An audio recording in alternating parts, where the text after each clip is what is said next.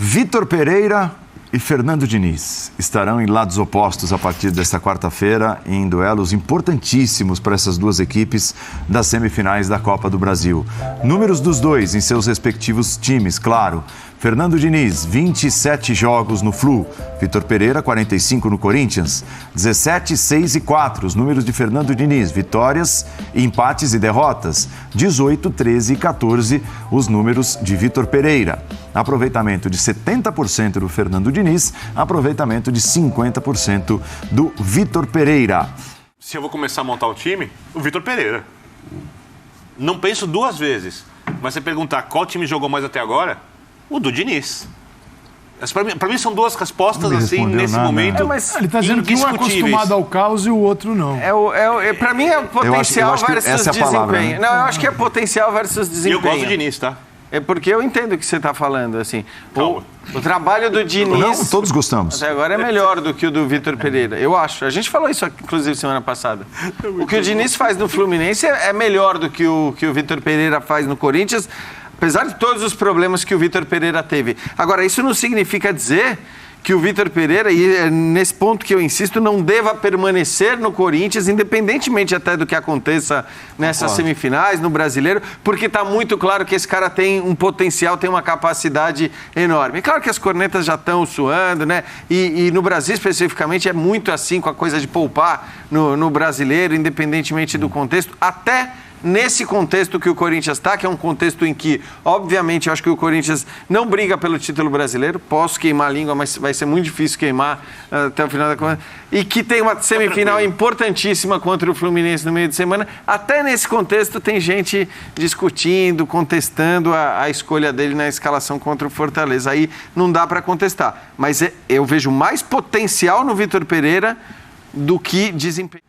O que o Diniz tem que entender é o seguinte, nem sempre este jogo que ele tem na mente dele, ele vai conseguir aplicar em todos os times por causa dos elencos que ele vai encontrar. Mas você não acha que ele já não entendeu isso? Pelo menos mudou nesse aspecto, Calçade? Eu não tenho minhas dúvidas. Ele já entendeu. Porque tem técnicos que não sacrificam o estilo por nada.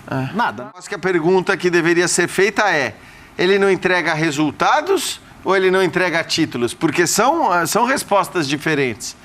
O entregar títulos, você tem que ver o que ele tinha na mão, quais eram as condições que ele tinha de entregar títulos. E para quem ele perdeu, qual era a diferença de elenco? Ele entrega resultados, ele tem entregado resultados. Em vários dos seus trabalhos recentes, ele tem entregado resultados. Então, acho que essa discussão, ela é... Agora, tem uma coisa aí no contratar ou não contratar, que é...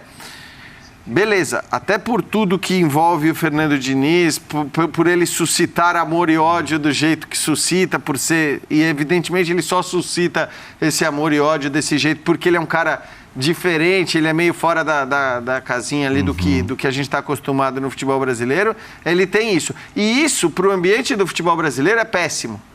Aí não é culpa dele, tá?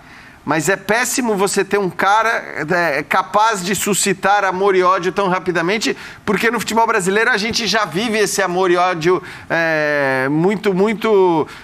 dependendo de pequenas coisas, de pequenas faíscas. Então, nesse aspecto, e é um outro aspecto, não é o aspecto da capacidade, eu contrataria o Vitor Pereira porque, pelo contrário, os técnicos estrangeiros, ainda que a gente tenha passagens fracassadas recentes no futebol brasileiro, eles desfrutam, e acho até que de certa maneira justamente, de uma certa hora de, esse cara aqui eu posso confiar, esse cara tem, vamos dizer, com o torcedor, mais crédito do que tem em geral um cara como o Diniz. Esse amor e ódio é porque o Diniz ele é o contraponto a esse futebol empobrecido que a gente criou e joga no Brasil.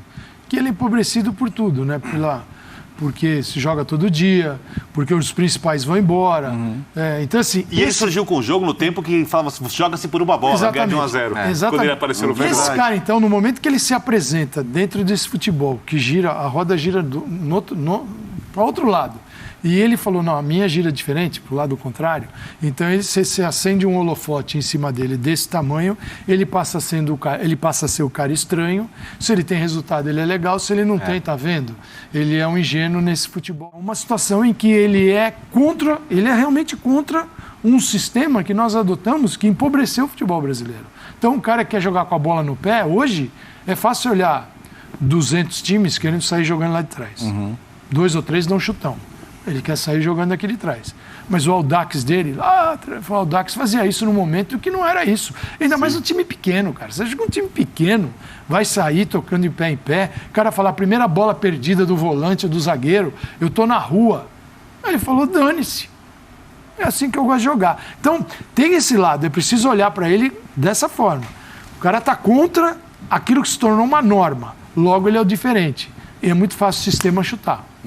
É que, sabe, o medo é uma coisa inteligente quando ele tem um limite.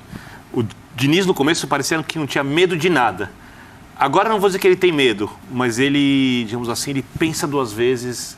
Algumas vezes, os times dele, por exemplo, dão chutão hoje em dia.